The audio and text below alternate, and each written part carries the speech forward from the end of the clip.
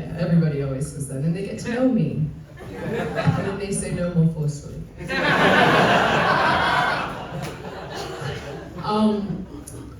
Thank you for all being here for me. That's right. This is where the real fans are. Thank you very much. I love you too, random citizen.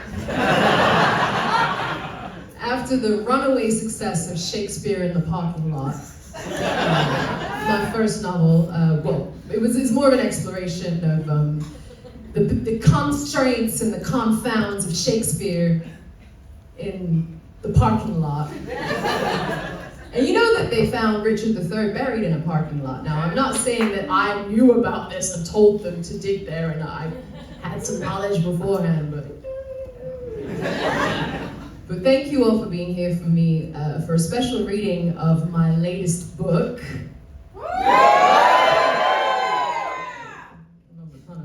Number one in the New York Times bestseller list, but okay. And after I wrote Shakespeare in the Parking Lot, I had some feedback from some of you lovely British people that I didn't know enough about Britain, England, and Shakespeare and things like that. You're still fucking talking.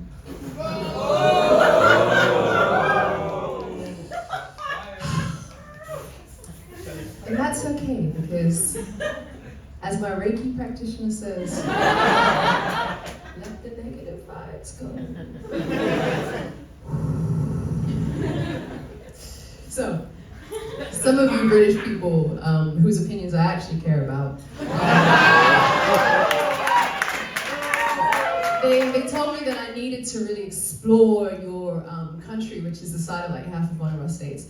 I had to really explore it in order to know where these great linguistic traditions came from. So with that in mind, I took a tour de force from Land's End to John O'Groats, not literally, because that's boring as fuck. And I created my sequel, Marlowe on the Megabus. And I'm gonna read from that now. So this is funny. This is where I ended up in a town, a real British town called Norwich.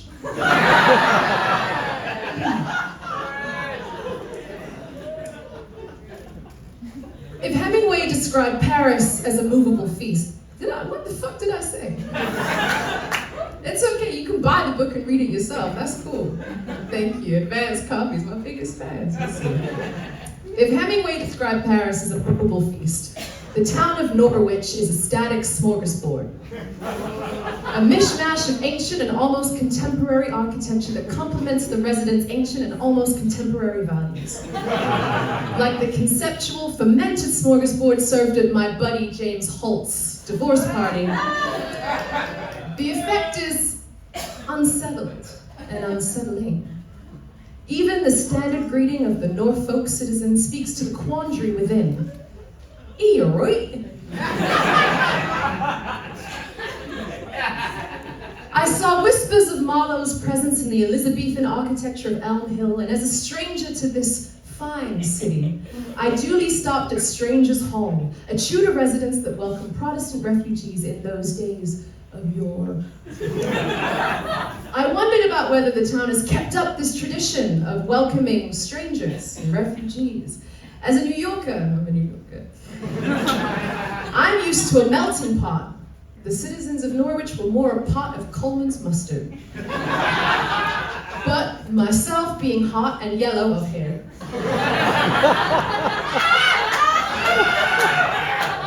I fit right in.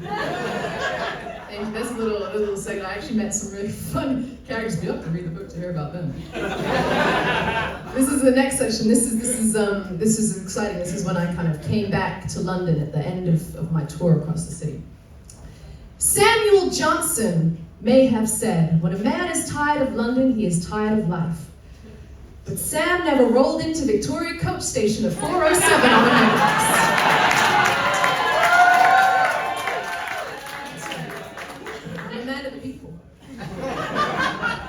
I eschewed my usual haunts, Soho House, Shoreditch House, Soho House, White City.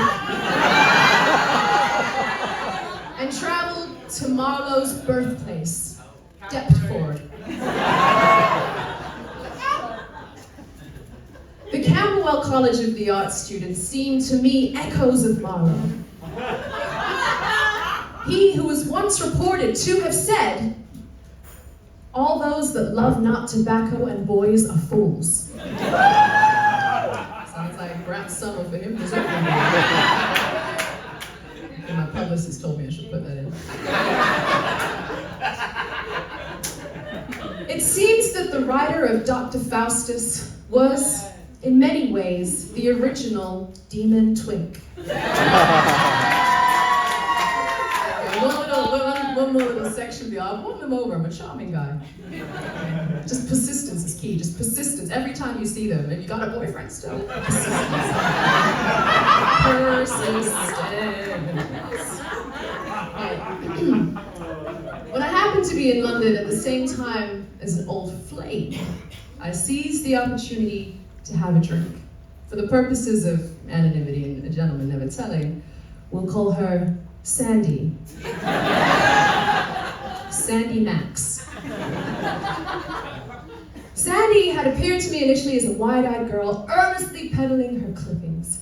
I saved her job once and took her to a falafel stand that I hoped would change her life. Little could I predict that she would have falafel and I would just feel awful.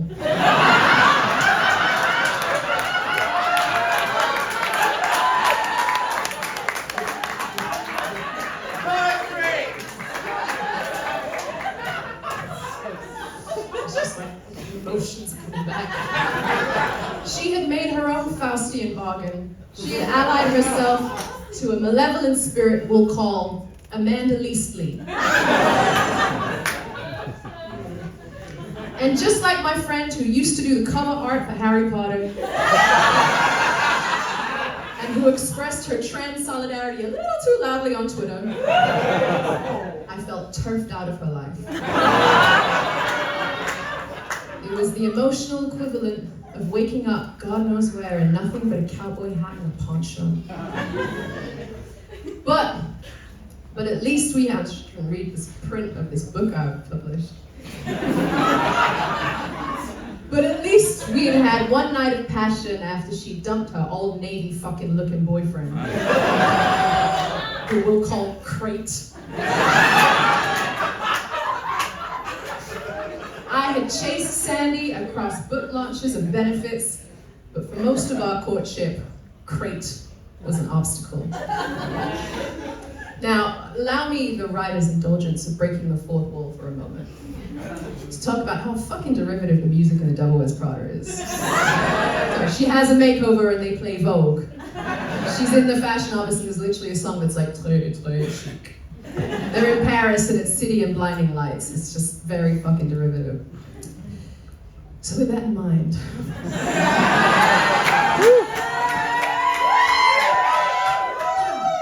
don't normally do this, but lucky for you, at this signing, I'm not on vocal rest. So let's play the song. This goes out to you, Sandy.